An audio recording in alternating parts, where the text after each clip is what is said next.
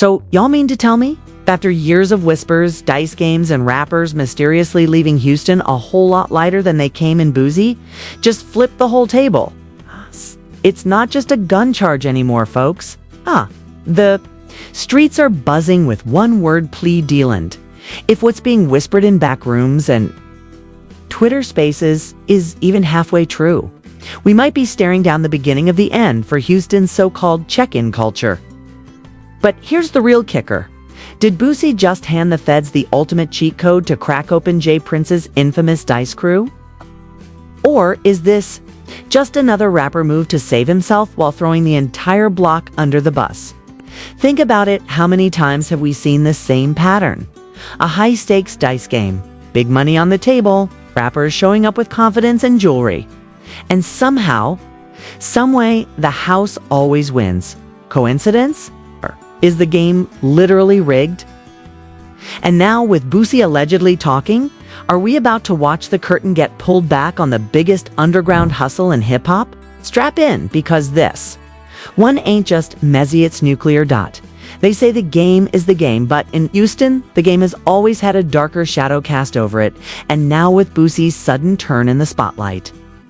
Everything that people only whispered about in parking lots and back rooms is being dragged out under the brightest federal light you can imagine, and the streets cannot stop talking about it, because if what insiders are claiming is even halfway true, we are on the edge of one of the biggest shakeups hip-hop has ever seen, and it all begins with dice games that everybody swore were just a little fun after the clubs closed, but that insiders knew were anything but harmless, because these games have always been run like a business, a machine, and not the friendly kind you want to play with after a show, because they were allegedly designed to take from rappers who thought they were gambling on chance when really they were gambling against a stacked deck.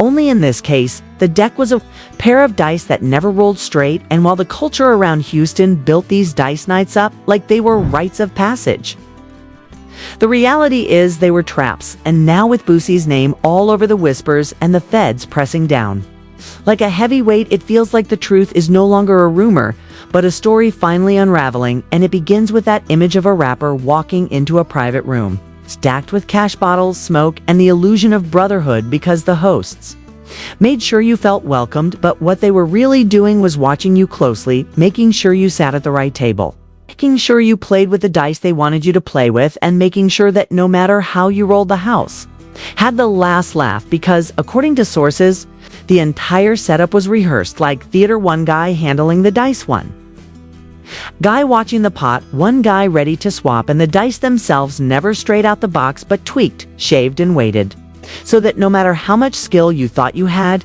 the odds were against you, and the house always got its cut, which insiders claimed went right back to Jay Prince Jr.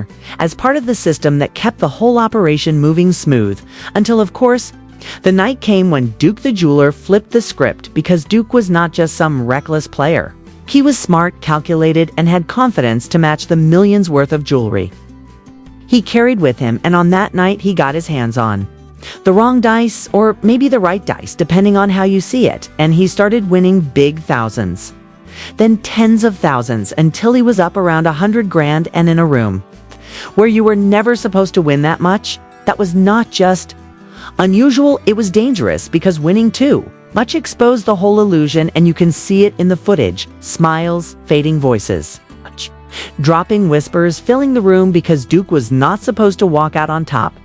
He was supposed to be another story, another rapper leaving with less than he came with, but instead he was breaking the system right in front of their eyes, and what happened after still chills people to this day.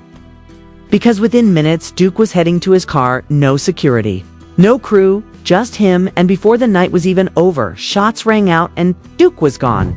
His jewelry untouched, his cash untouched, which told everybody watching that this was not a robbery gone wrong. This was control being reasserted, because the one thing more dangerous than a man who loses is a man who wins when he is not supposed to.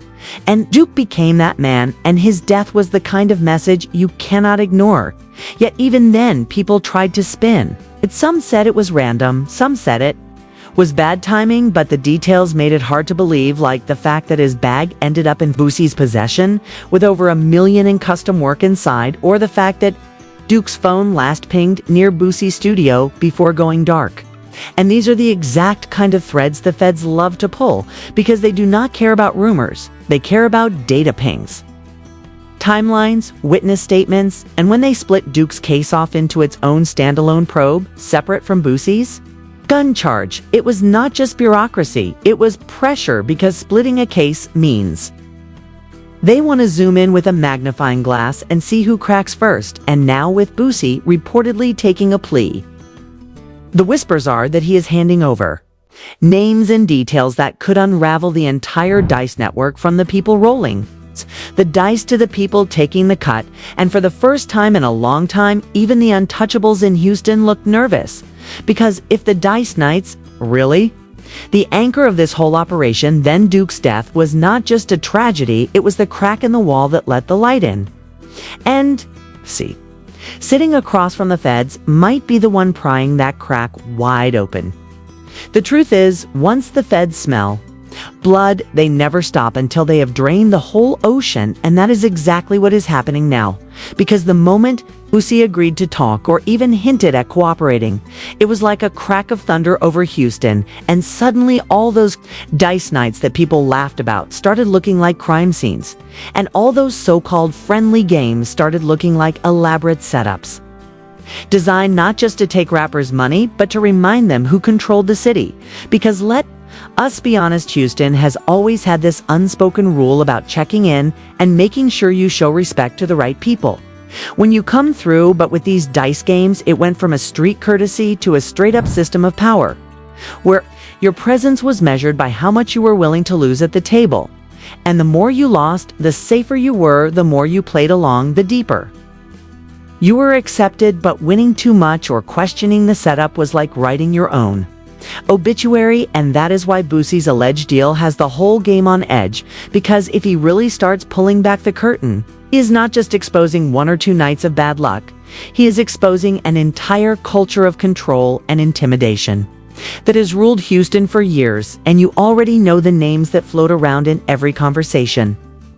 Jay Prince and his son, the figures people claim run the city like chess masters, deciding who eats, who wins, who leaves safe, and who does not. And if Boosie is actually feeding the feds details about how those dice games were structured, then you can bet every story from every night is about to be dissected like evidence. Because this is not just about one rapper losing money.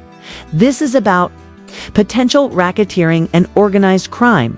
And that is the kind of language that makes federal prosecutors smile, the kind of language that turns whispers into indictments. The thing about these games is that they were never random. They were invite.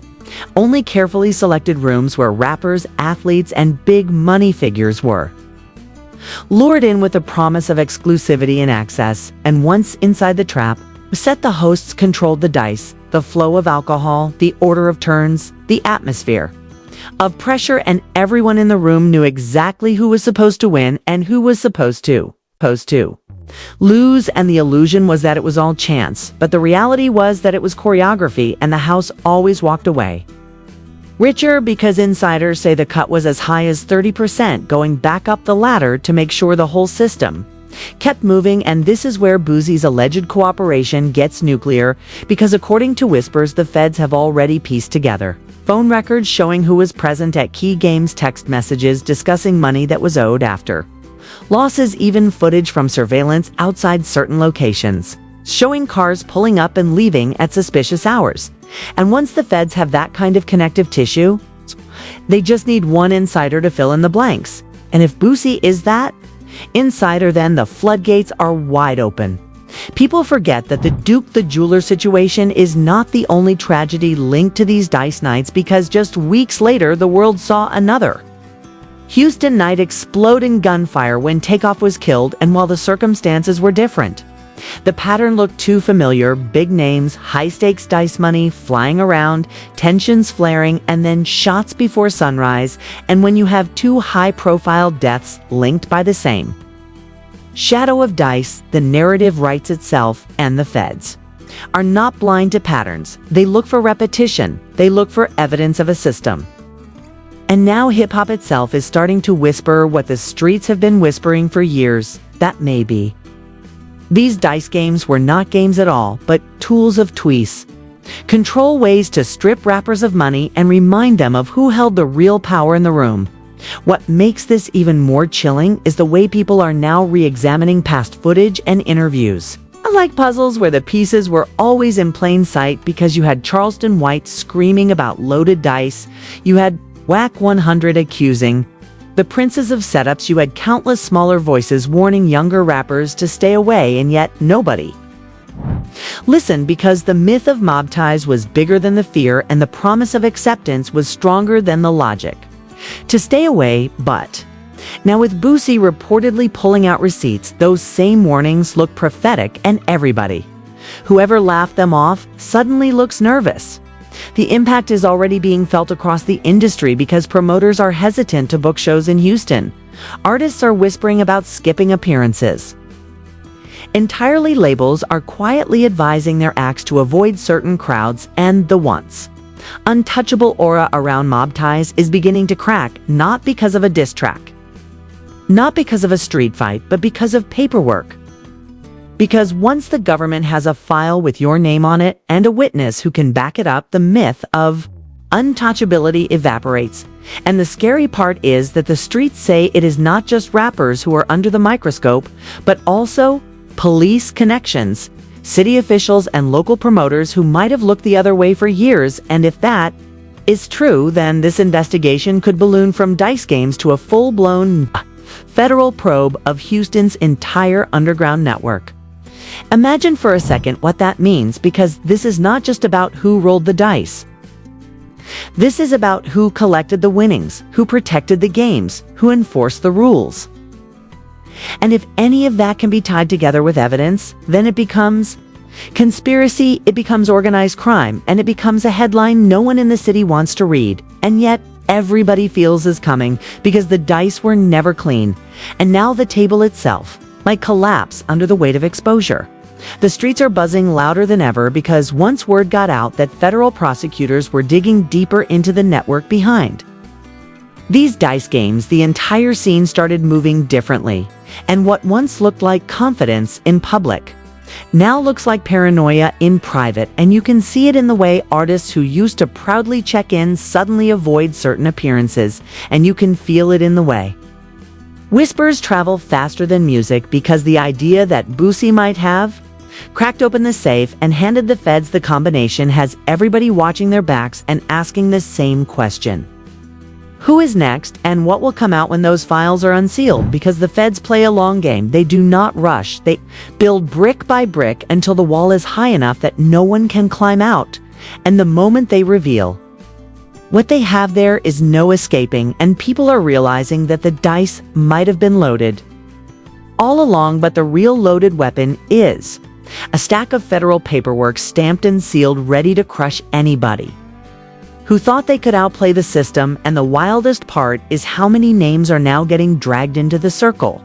Because every person who has ever seen in those rooms, every promoter who vouched for those games, every so-called friend who held the dice or passed the cash is suddenly a potential link in the chain, and chains are exactly what the government loves to pull on until they find the weakest link that snaps under pressure and starts talking. And the word on the street is that some of those links are already bending with a few close associates, allegedly spilling details behind closed doors to save themselves from the fire. And once that snowball starts rolling, it is almost impossible to stop, because one story leads to another, one timeline exposes a second, and soon the whole operation looks less like a legend and more like a blueprint for organized crime.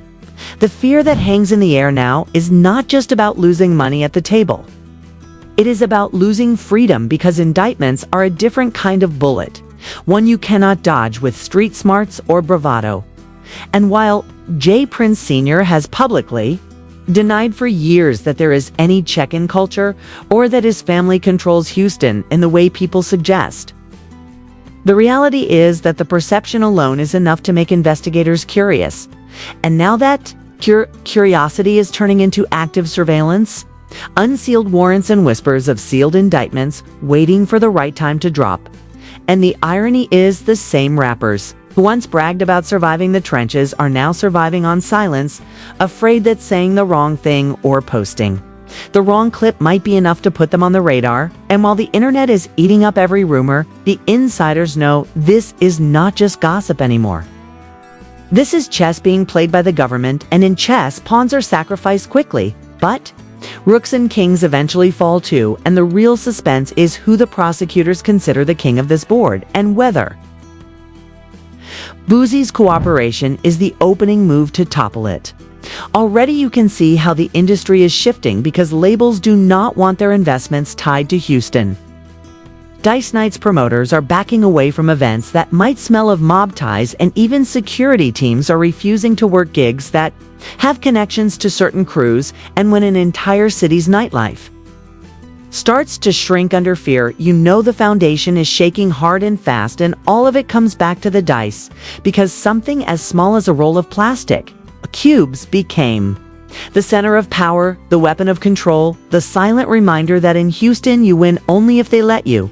And that illusion worked for years until Duke the jeweler rolled the wrong numbers and walked out with too much money and paid with his life, and then Takeoff stood outside another game and paid with his too, and now the deaths, the whispers, the footage, the texts, and the names are circling back like vultures, and the feds are circling with them.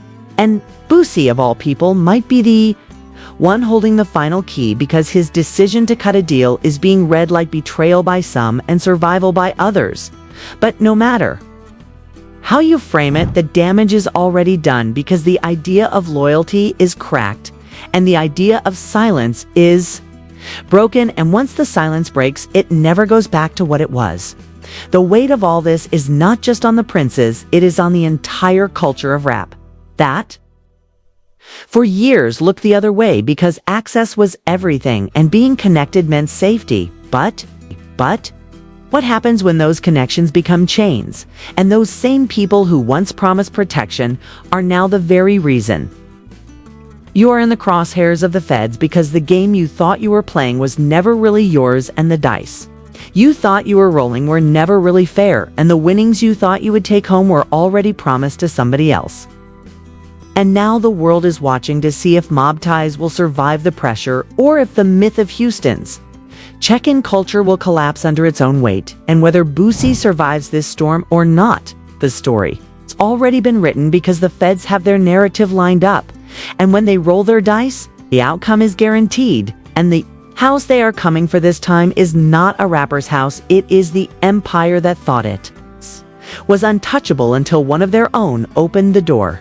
So now the question is, where do we go from here? Because if the dice were really rigged, if the money was really being funneled, the entire culture of power and respect was nothing more than smoke and mirrors, then what does that mean for the future of hip-hop and for every artist who thought they were walking into a friendly game, when in reality, they were stepping into a trap? And if Boosie has really blown the whistle, then are we about to witness the fall of one of the most powerful street empires in music history, or is this all smoke designed to distract from something even bigger?